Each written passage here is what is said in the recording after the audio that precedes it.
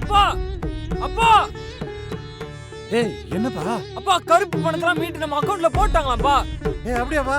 அப்பா எனக்கு என் ஃப்ரெண்ட்ஸ் எல்லாருக்கும் வேலை கிடைச்சிச்சுப்பா. ஏய் என்னப்பா சொல்ற, நிஜமாவா? அப்பா டேய் எந்தடா? நீ பாக்குறது கேக்குறது நினைக்கிறது எல்லாமே கனவுதான்டா. கனவா? கனவுதான்டா. இப்படி கட்டுக்கதைகளை இனியும் நீங்கள் நம்ப போகிறீர்களா? இந்தியாவை காக்க ஸ்டாலின் அழைக்கிறேன்.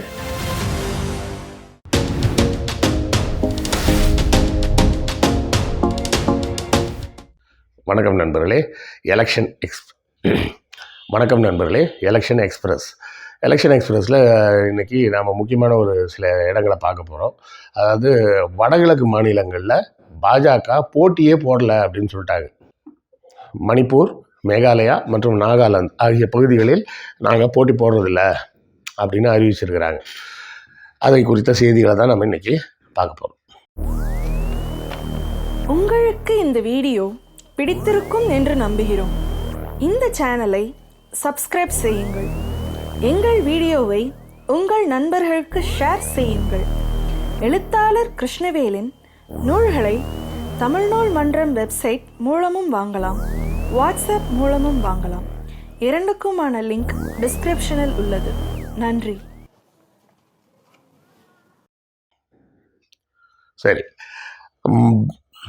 சரி, பாஜக இந்த 3 மாநிலங்களில் நாங்கள் போட்டி போடுவதில்லை அப்படின்னு சொல்லி அறிவித்ததன் காரணம் என்ன? முதல் விஷயம் என்னென்னா, நாகாலாந்தில் அவங்க ஒரு சீட்டு தான் இருக்குது. அங்கே யாருமே பிஜேபிக்கு ஓட்டு போட மாட்டாங்கன்னு அவங்களுக்கே தெரியும். மேகாலயாலையும் 2 சீட் இருக்குது, மணிப்பூரில் ஒரு 2 சீட் இருக்குது. மொத்தம் இந்த 5 சீட்டுகள். இந்த 5 சீட்லேயுமே யாரும் போட்டி போடல அப்படின்னு சொல்லி ஏன் அறிவிக்கிறாங்க அப்படின்னு பார்த்தோம்னா, அந்த பகுதிகளுக்கு இவர்கள் எதுவுமே செஞ்சது கிடையாது. அதுதான் விஷயம். பத்தாவதுக்கு மணிப்பூரை போட்டு வச்சு செஞ்சிகிட்டு இருக்கிறாங்க. நம்ம ஏற்கனவே பார்த்துருக்குறோம். இந்த நாகா குக்கி இன மக்கள் மீதான இந்த கட்டவிழ்த்து விடப்பட்ட வன்முறைகள் இன்றைக்கும் அது தொடர்ந்து நடந்துக்கிட்டு இருக்குது. எலெக்ஷனே வந்தாச்சுனாலும் இன்றைக்கும் அங்கே அந்த வன்முறைகள் குறையவில்லை. அந்த மக்கள் மீதான அடக்குமுறை தொடர்ந்து ஏற்பட்டுக்கிட்டு தான் இருக்குது. அப்போ இப்போ ஏற்பட்ட ஒரு சூழலில் பாஜக இப்படி அறிவித்ததன் காரணம் என்ன? நம்ம ஏற்கனவே சொல்லியிருக்கோம். அசாமில் ஏற்கனவே சிஏஏ மூலமாக பாஜகவுக்கு வலுவான எதிர்ப்பு கிளம்பியிருக்கு. ஏன்னா சுமார் 15 லட்சம் இந்துக்கள், பங்களாதேசத்தை சேர்ந்த இந்துக்களுக்கு குடியுரிமை கொடுக்க போகிறாங்க. அதாவது சிஏஏ மூலமாக இஸ்லாமியர்களுக்கு த்ரெட்டு மட்டும் இல்லை, அசாம் மாநிலத்தை சேர்ந்த மக்களுக்கே த்ரெட்டு. ஏன்னா அங்கே இயற்கை வளங்கள் ரொம்ப கம்மி, அதாவது அது சார்ந்த வேலை வாய்ப்புகள்லாம் ரொம்ப கம்மி. ஏற்கனவே அவர்கள் மிகவும் பின்தங்கிய நிலையில் இருக்கக்கூடிய ஒரு பகுதியாக இருக்குது.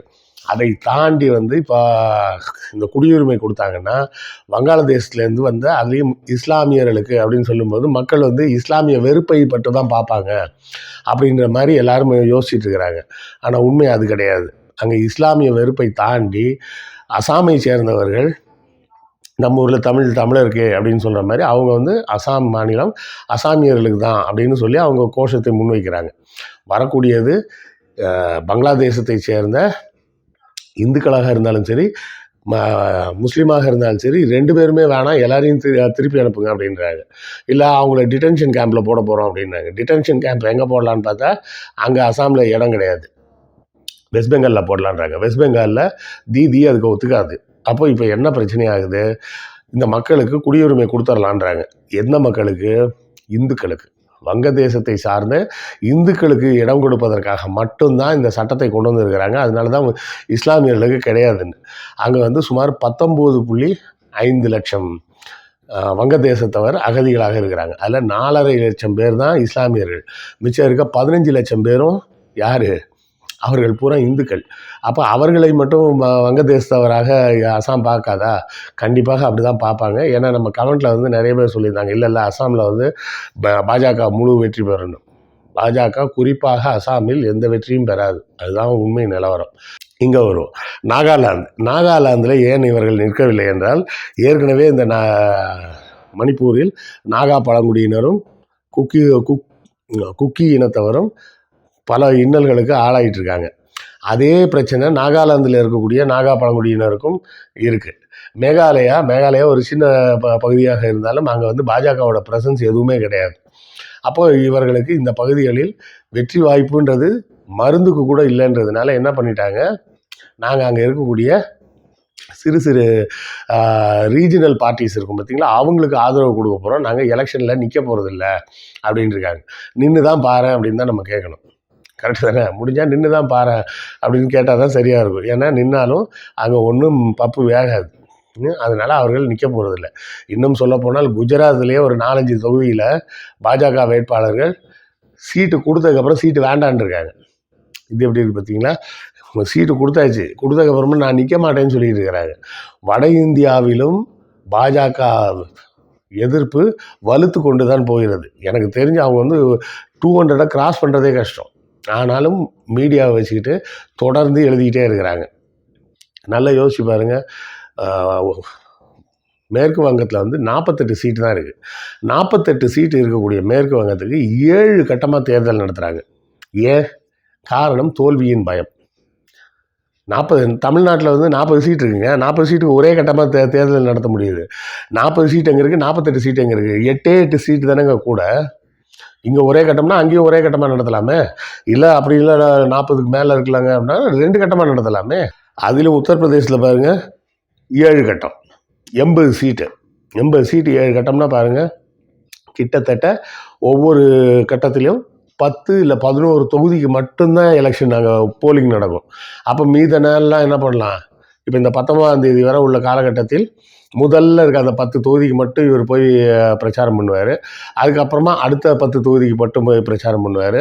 அதுக்கு அடுத்த கட்டமாக அதுக்கு அடுத்த 10 தொகுதி, இப்படியே போய் 10 இவர் போய் பிரச்சாரம் பண்ண போகிறாரு. அப்படிங்கிறது தான் உத்தரப்பிரதேசில் இருக்கிற நிலவையும் பார்க்குறோம், வெஸ்ட் பெங்காலில் இருக்கக்கூடிய நிலவரத்தையும் பார்க்குறோம்.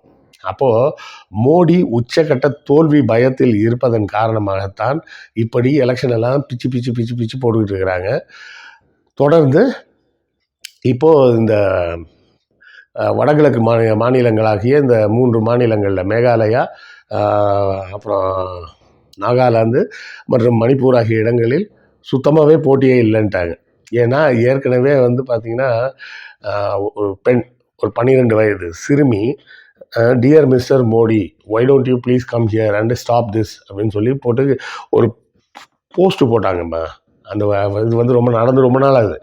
இப்போ தான் அங்கேருந்து எந்த செய்தியுமே வரது இல்லையா.